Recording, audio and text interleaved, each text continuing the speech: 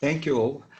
So I was here, I think it was about 4 years ago, when I was trying to fall in love with a new business idea, which can be quite frustrating, like in real life, I guess, when you don't fall in love, because I had done some businesses. And I came up with this idea that we should be able to spin up companies easier than the way we currently do it. So I've been basically working on that since, and trying to automate as much as possible the process of that first mile problem, which is get yourself incorporated. Okay, and you know, we have a website. We are in 12 jurisdictions. Anybody who needs a company can come to us, and we'll help you get you set up in Cayman with a crypto hedge fund, or in Singapore with a operational entity, UK, Delaware, Wyoming, and so on. So we have a working business. We have paying clients. Most of them are from the crypto and the blockchain community. It's actually quite phenomenal how many entities these teams have needed over the last years. But we are sort of in the midst of that community and helping them set up their entities. But in the broader context, our market is actually, yes, big, actually quite big and a bit underestimated. There's 40 billion a year in setting up companies around the world. About 500,000 a year are being set up just in Delaware. So you guys sit here on the biggest jurisdiction in the world. A lot of people think that's offshore and Cayman and BVI. It's actually Delaware. There's maintenance costs. If you own a company every year, you're going to have to pay to maintain it and perhaps have directors locally and so on. So we're helping. We're in these jurisdictions, not all of them, but we do help. But we like it that it's a boring market because nobody looks at it. I think it's nice as an entrepreneur to work in a boring market. But the other thing is, it's still totally analog. It's still all paper pushing, right? If you incorporate a company in most jurisdictions, look, this is just as an example, this is the share certificate of the very first joint stock company. It was a Dutch company. I'm Dutch speaker. And so back in the early 17th century, we came up with this, although the Americans actually have a claim on the first joint stock company, we like to think it was the Dutch, and it was back in 1606, and that's the share certificate to the left. Now, the right is a share certificate of one of our clients. We hid the name, but this is a BVI company, if I'm right. And so what you're seeing is this is all still paper and certificates, and it's a space that is still mediated by these legal priests who have these sort of ancient rituals about incorporation of companies. And so the question I'm asking myself, and we're asking ourselves, is why hasn't technology come to this space yet? What is it that prevents people from inserting technology? Because you know, we all buy our flights now online, right? We don't use travel agents anymore. Who still has used the travel agents over the last year to book a flight? And we now see that as accepted, that we don't buy our travel through an intermediary, but we still set up companies through intermediaries. And so we, you know, sad bunch that we are being quite obsessed about this space. We started to analyze where are the blockers? And obviously, I think CodeX must come across this every time. There is inertia. There is inertia in that there are established processes, and people kind of have a sense that if you don't do it in the old way, it's not going to be legally valid. We need a lawyer involved. We need a wet signature. We need paper. And so you have that element of inertia. But the second thing is you have infrastructure. You know, if you want to charter a company in the real world, then you're going to have some blessing from a registry. You're going to get a birth certificate, if you want, from a registry. And so governments have given monopolies to these registries to give you your birth certificate. So you cannot have a Delaware LLC without some filing at the Delaware registry. You cannot have a Cayman company without some filing in Cayman. So we kind of set ourselves this task of how are we going to remove these blockers? How are we going to compress the time and the cost to form a valid new legal entity? It was kind of an internal project that we just thought would be fun to do. And so the way we've then done it actually is when we came up with a key insight. And the key insight is actually that the first member of a company can be a cryptographic address. There is no reason why on a formation certificate, I cannot put a long hexadecimal string as the first owner of an address. And so what we basically did is that we engineered what we call a test tube company. And so we're going to demo this in a second, but we have this here in an overview of 3 steps where Roland, who I didn't know at this point that he would not be here, would be sending 1 DAI, which, as you may know, is basically 1 digital US dollar. He would send that to our smart contract, which is autocorp.e through the Ethereum name server, so we don't have to use that long address. It's just autocorp.e. Autocorp.e is a master LLC in Delaware existing, right? And so that is the incubator, that's the in vitro, the actual tube that is being inseminated, sorry for the analogy, but inseminated with Roland's 1 DAI. And the third step is that a new legally valid real world LLC is being spun up that Roland can use. And he can use the name that he chose for the company. And all this happens in kind of 5 seconds. Now, we put the price of 1 DAI because, Susan, I think you're going to ask me the question, Han, how are you going to make money? We're probably going to increase that a little bit, but it may be the price of a cup of coffee rather than 1 DAI, but it's still going to be $5 because it's fully automated. There's no human intervention required whatsoever. So the result is basically that you have an instant limited liability wrapper. And the most important invention amongst a couple more in humanity, I feel, is limited liability. The fact that you can take risks, but you're only ever on the hook for the money you've put in. And so the value of having an instant limited liability wrapper is tremendous. I can spin up this LLC in a second to hold 1 asset, my IP, it could be a trading company. I can even wrap a limited liability around smart contract code. Because all these developers happily push code and it's supposedly self-executing, but what if something goes wrong? It's probably going to be seen as an unlimited partnership. Imagine that. You're an entrepreneur, you're taking humongous risks, and then the bailiff knocks on your door because your self-executing smart contract has done something that it was not supposed to do. So you want to have limited liability. That's key. So this is the point where it can all go wrong when I try to demo this. So bear with me for a second. We kind of got this ready. And I just want to share this with you. This is kind of a world premiere, I guess. Let me just refresh this. So to keep on with the analogy of the test tube and the birth of babies and so on, we started with a name. Everything starts with a name. So you've got to choose a name for your company. And funnily enough, in the United States, you do not have a publicly accessible register of names in Delaware or any of the other states. You basically rely on open source databases to check if names are already existing. For instance, if I wanted to spin up right now live a company in Delaware that's called Goldman Sachs LLC, it's now checking with the registry. Oh, I'm not sharing this. 1 second. I'm so sorry. Let me make sure that I share that screen. And there you have it. Okay, there we are. So I just tried to create a real world company called Goldman Sachs LLC. Guess what? It's obviously been rejected because there is a company in Delaware already called Goldman Sachs. But let's say I wanted to set up a company called Water Bottle LLC. We're going to check if the name is taken. No, it's not taken. So what do you see? You actually say you're ready. You can actually spin up this company.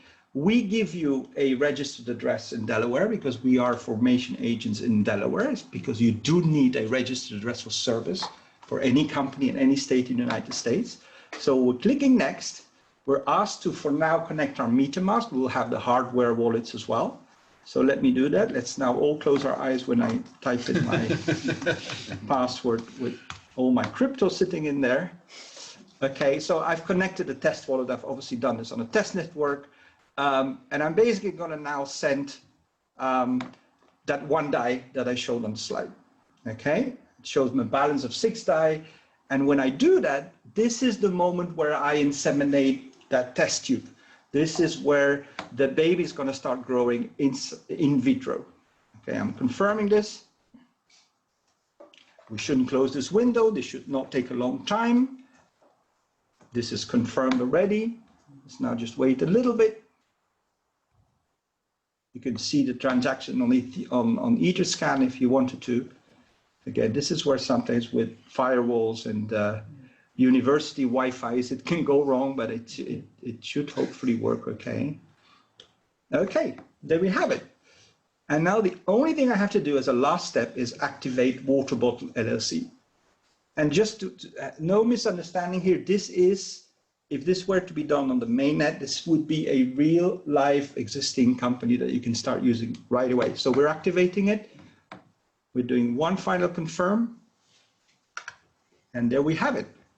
It was validly formed.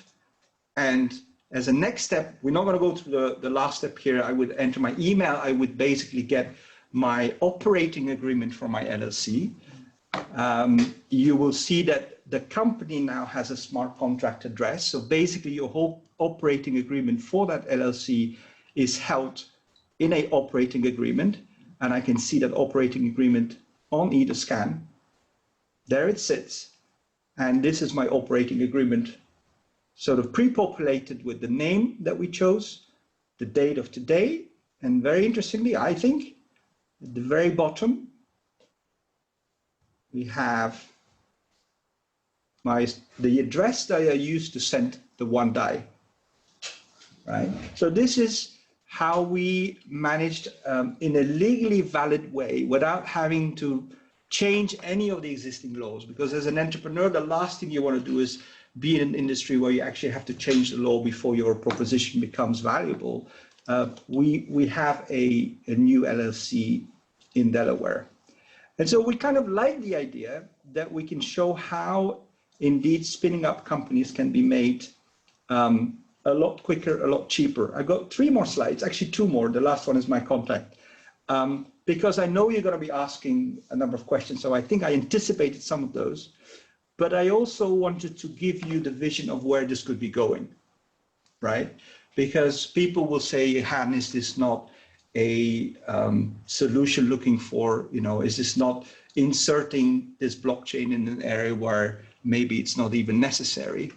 Just think about this for a second. You have this company born on blockchain, so on-chain from day one, which basically means that from day one, Roland's company or Water Bottle, the 50,000 or so shares are not just tokens in a cryptographic wallet, they are actually smart contractified. So you can start programming the equity of that company. That's step one, because you spun it up on blockchain.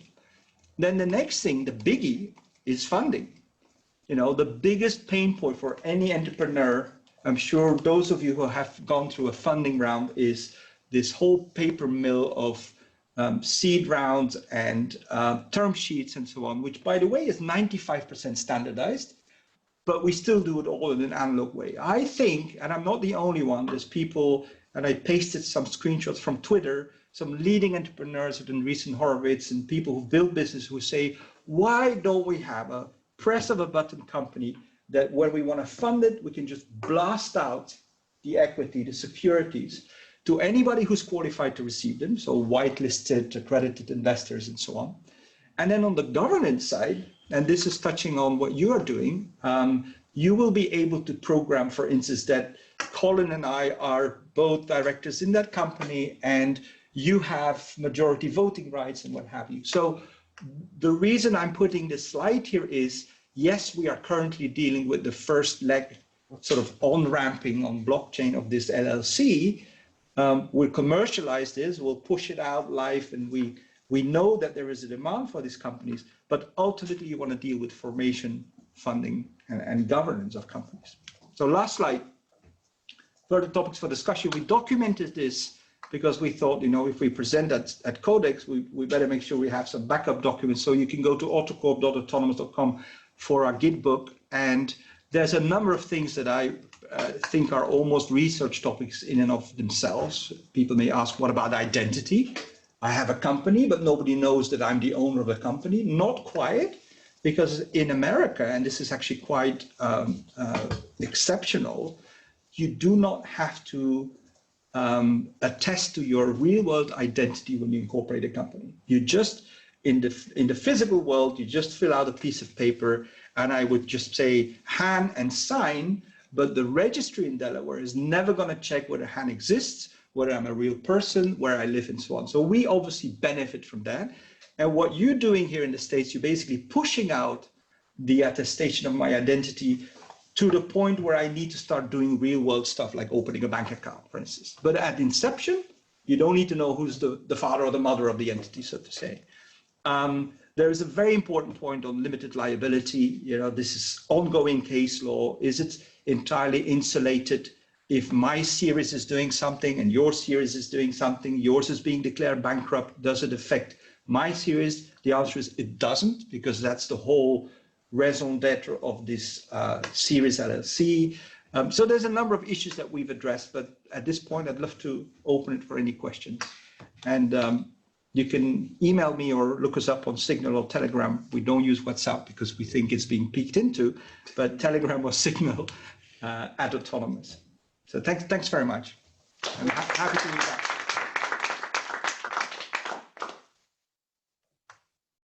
What API do you use to chat LLC? So there is a number of sort of voluntary databases on names. One is called Open Company, and so they keep track of all of the companies that have been registered in, for instance, Delaware and some other U.S. states. And it's a real shortcoming that there isn't a publicly accessible database where I can actually see whether a company has been already registered. So you need to rely on some sort of Wikipedia type database. Or lawyers. Or lawyers. You can do, but it's interesting you say that, Susan, because the main reason, in our opinion, that people don't register Goldman Sachs LLC is because they're obviously afraid of being sued as a result of infringement of a trademark. And so that's why you want to be careful. We feel that we're good by having that check into that Wikipedia. We'll catch most of the names that already have been taken, but you cannot be sure. Yeah. In other countries, for instance, in the UK, where I spent most of my career, we have Companies House. You can just go onto the website, you can enter any name, and you will immediately see, oh no, that name is taken. Does that make sense? Yeah. What about spam as an issue? So, with the old paper system, it's actually really hard to create spam because you have to go through steps, right? Now you've made it so easy. What if it's too easy for people and they can just create, 1,000 companies in 5 minutes or something like that? What happens then? It's interesting you say that. First of all, you would be rather dumb spamming if you have to pay $5 every turn, right? So that's kind of a James Bond type villain who is happy to spend money on bad causes. So, excuse me, we don't think this is going to get spammed. But what if, I personally cherish the idea that anybody can now, in a sort of uncensored way, spin up a legal entity. Because here's what's going to happen. Tell me if you agree, is we're going to see a new wave of entrepreneurship where people are going to want to come out of big organizations, do their own thing, and they're going to need entities. We've seen it over the last years with this brave new crypto community, where they, on average, each of the teams, you showed some of the icons there, have 3-4 entities, foundations, an operating entity here. And so let everybody who needs a company have a company. And it's my personal hope that some of these developers will become a bit more careful with their smart contracts and start wrapping LLCs around their smart contracts. So I don't actually mind if thousands of companies are being spun up. Yeah. So a couple of things. So I'm originally from New Zealand. Yeah. We have a place where we register companies. Yep. Called the Companies Registry. Yep. The North Island and the South Island. Pattern with New Zealanders naming things. There was a guy. Well, actually, the companies, the issuer got in trouble because a convict in an Australian prison was able to register a company successfully within prison in Australia. It's a very, very easy to register a company. And I think that I tend to agree in terms of what you're doing is incredibly valuable. You're effectively commoditizing something that shouldn't be associated with a lot of friction. That has actually been, if I can just add, is basically a process when owning a company was still part of a very privileged few. Yes. 19th century Yeah. JP Morgan type, and we're trying to push this down to, The friction is needless. Yeah. And by unifying at the sort of the root, at the genesis of the operation, Yep. you create a common schema to allow products and services to be built on an overlay. Insurance markets, for example, Sure. I mean, if you can contractualize this whole thing and turn it into a digital thing, you can Sure. have a litigation finance contract just sitting on top of it from day one. We need a biz dev guy, so you're saying all the right things. I wonder whether or not, 5, 10 years from now, this might resemble the domain game, right? Sure. I've got about 20 domains, and somebody wants to buy Edify with an AI.com and the .ai. There's been plenty of ideas that I've sort of looked for that you've got to find another domain, right? Yep. Do you think that we will see a kind of a market where that begins to resemble domain camping in certain jurisdictions? Okay. And I wonder whether or not this platform could be spread very quickly across multiple jurisdictions, so that not only could I just press a button and get a company here, but actually in every jurisdiction tomorrow, right?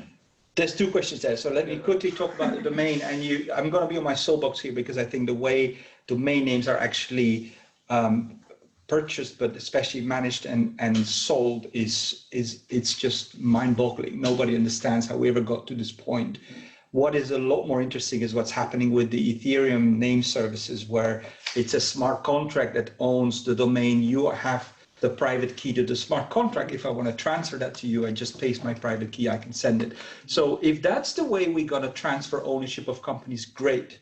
If I want to sell my company to you and I can just have my 50,000 founder shares sit there and transfer them via a digital blockchain transaction, knowing that I have validated my ownership through my private key because I own the private key, then I think that's a good thing.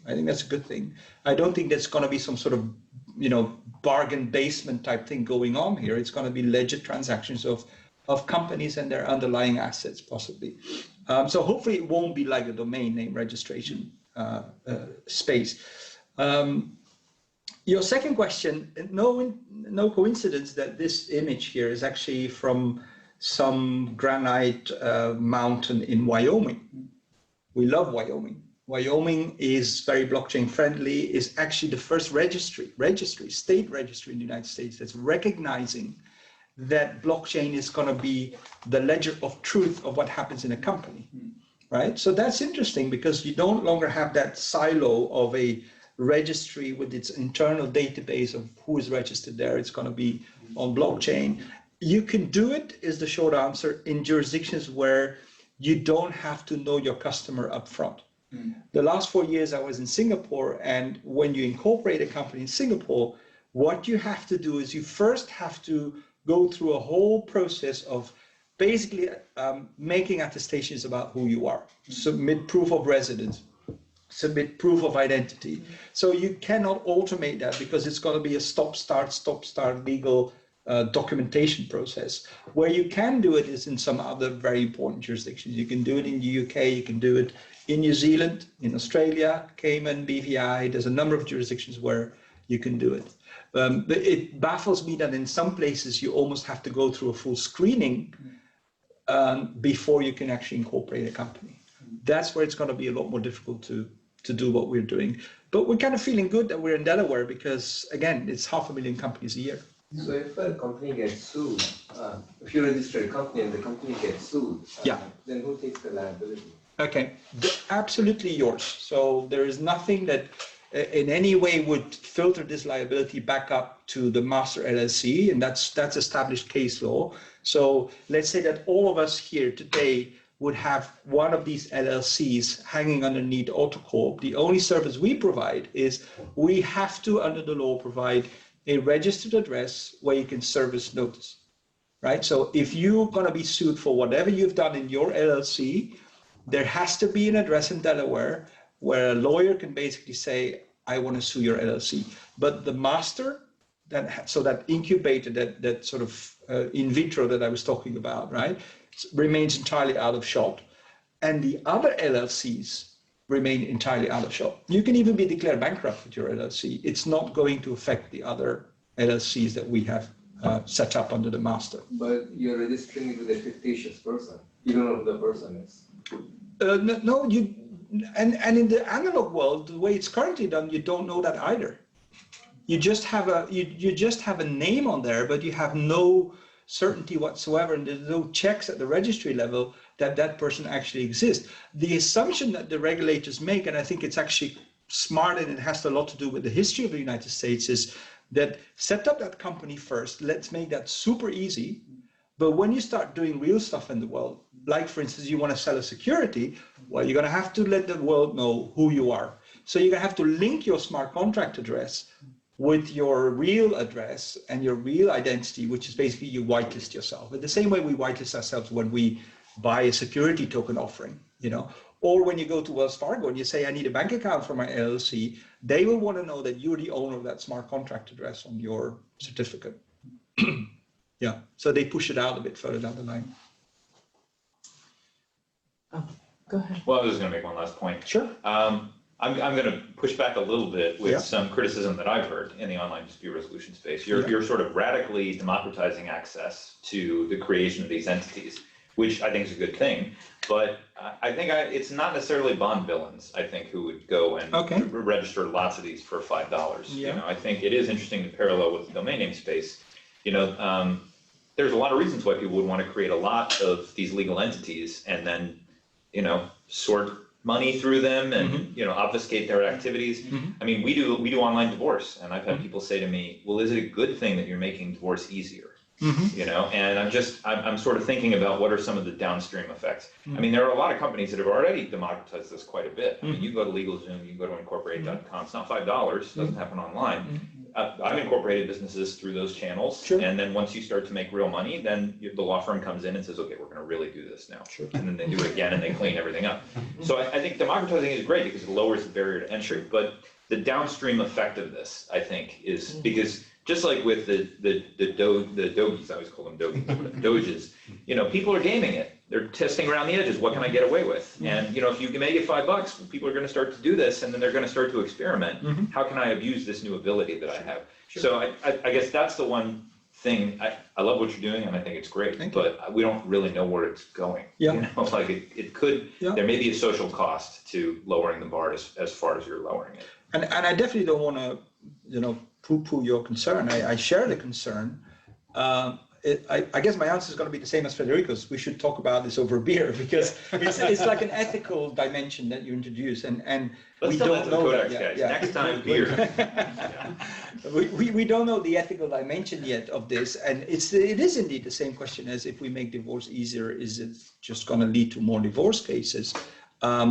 We like to think that there's a school, if you want, within this whole decentralized movement that says everybody should be able to bank, and so you have the ability of having a wallet on your phone in Africa and participate in the economy and become an economic agent. So we like to think that this achieves a little bit the same. Will it be abused? I guess like with every tool, there's always the knife to stab and the knife to cut the tomatoes with. So you can use it for both things, but it's a valid concern. And, what would be your stance on free speech versus hate speech? Say that again? Your corporation's stance on free speech versus hate speech. Gee, that's one I think I will refrain from answering right now. I really would need to think a little bit more about that. What you're basically saying is that what we're doing has an impact on free speech. Is that what you're saying? Let's say Alex Jones, he got kicked out from YouTube, and you want to register it on your platform and start a new company on your platform. Yeah. If I may make one point. If I may just make one point, right? In this research on why this has not been done before, why do we still have the travel agents that issues our airline ticket when we incorporate a company? One thing that we found out is actually technology in this space can only ever replicate due process. So we are just following due process. We are not doing anything that is somehow upsets the apple cart or pushes the boundaries of the law. We're just seeing what is the analog process, which is that travel agent, and how can we compress this in time and cost? And how do you do it? You insert technology in replicating the due process. You're not trying to change the law. And so I I actually wonder why, if you ask me that question about free speech, it should then also be asked about the analog existing process. Is spinning up a company through a company registrar in Delaware touching on free speech? I don't see a sort of a qualitative difference there. Susan, So, are we running out? Yeah, we are. Yeah. yeah, quick. So you mentioned Wyoming. One of our affiliated faculty, Oliver Goodenough, has done some legislation. I know Oliver. work in I know Vermont. Oliver. So I'm just curious, but we can talk after. Yeah, sure. Yeah, I met Oliver when I was here. Yeah, so I'm curious, I mean, has that helped? I mean, is that incentivized? Yeah, we also had some discussions with I think it was a senator, if I remember correctly, from Vermont, who, when we first came up with this idea of spinning up entities, making it easier, was very interested, said that he was part of law panels there and so on. So we deliberately came to the United States, although I'm based in Vancouver, but we deliberately came to the States because we feel this is the market where it's actually going to work best. Canada is an interesting market, but it's so much smaller, right? And the US, we haven't even applied for a visa yet. If necessary, we will, but US is the most interesting market to do that. So Wyoming, yes. Wyoming has a bit of issues with the naming, but that's kind of a technical thing. But then there is Vermont, there is Nevada. Yeah, I was going to say Nevada. Yeah. You know that most of the Swiss banks now have, whether that's a good thing or a bad thing, I'm not sure, but have offices in Nevada because you can set up a foundation. If you're non-American and you have all your assets in the foundation, it's actually the best place to now have your assets from a tax point of view and so on and so on. So the US, although a lot of people who are in the US, when they come to like a Cayman or a Singapore, they think that it has a lot more possibility. I feel that here you have a lot going for you in terms of registering companies and innovating in that space. Absolutely. Sometimes we have to say the good things as well, right? Why not? Yeah. Great. Well, I think we're running out of time, but thank you so much to Federico and Han. Those were both amazing presentations. Thanks for hearing from Claros and Otonomos. Sure. And thank you all for being here. Yeah, we'll see you next week. See you next week. Very good. Thank you.